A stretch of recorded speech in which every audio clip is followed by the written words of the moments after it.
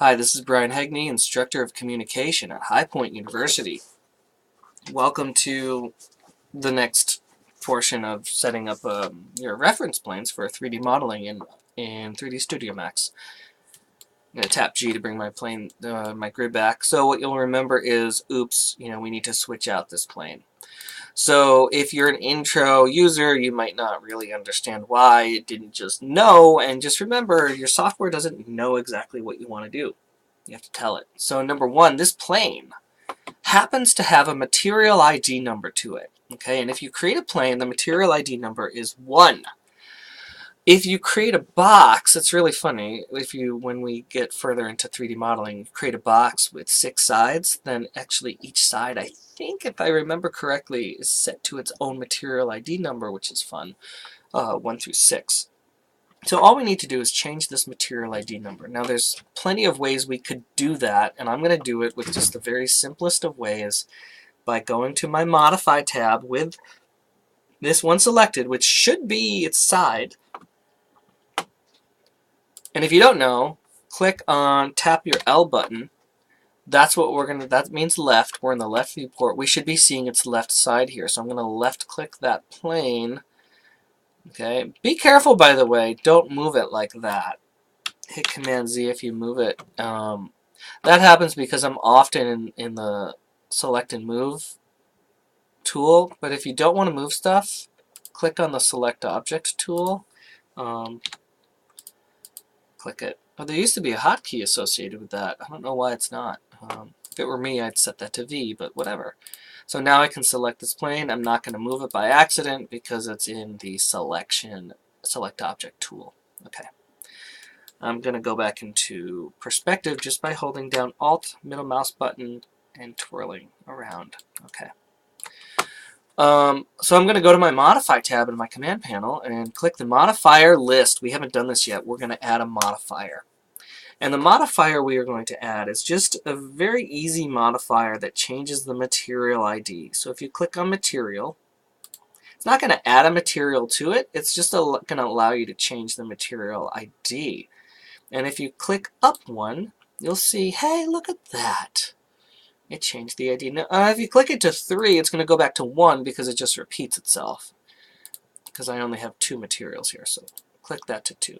There we go. Now what you'll also notice is, it's facing the wrong direction. It should be facing that way, looking in that direction. That's really a simple fix. We could go into Photoshop and flip the image, but I kind of want to do a Lazier method. And the Lazier method is just doing it in the material editor. So click that material editor tool again. And we will see our reference planes material. We're going to go into number 2. Oops, I didn't rename number 2 yet. So I'm going to click that and rename that from material number 14 to left view. Left view. And it renames it. That's wonderful. And I'm going to go into the bitmap. So I actually could have just double-clicked this from the beginning, and I didn't. Notice you can just jump to whichever section you want.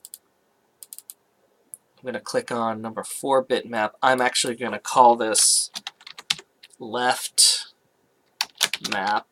Enter, double-click this one, and call this front map.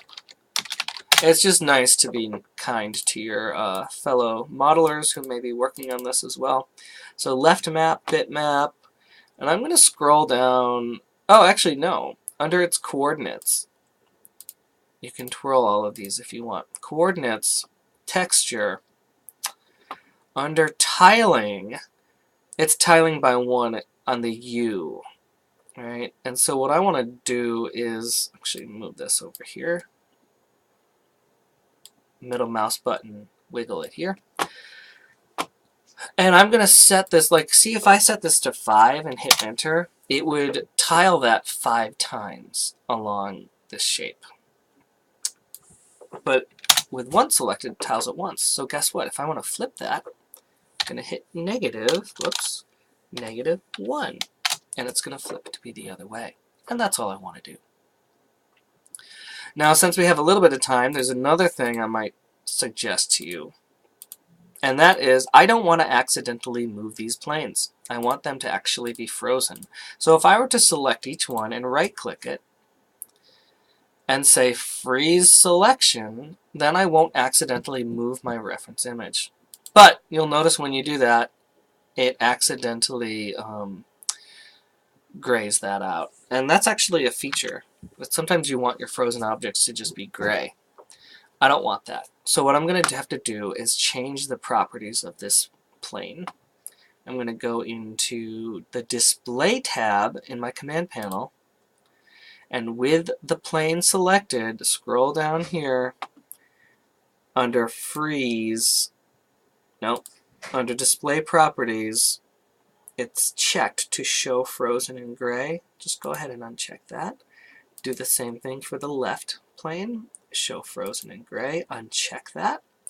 Now when we select this, right click it and say freeze selection, it's not going to be shown in gray, but we won't be able to change it. Notice this little snowflake over here in this part of the window shows me that plane 01 is frozen. I could actually hit left plane, freeze that as well, and it's the same, does the same thing. So wherever you want to freeze it, you could right click an object and say freeze it, or you could freeze it from the list view over here, left plane and plane 1. But you know what? I need to unfreeze plane 1, select it, and rename it over here to be front plane there. And now I have everything named appropriately. And that's the end of setting up our 3D space to model. We're going to get ready to model in the next video. Hope you had fun. Bye!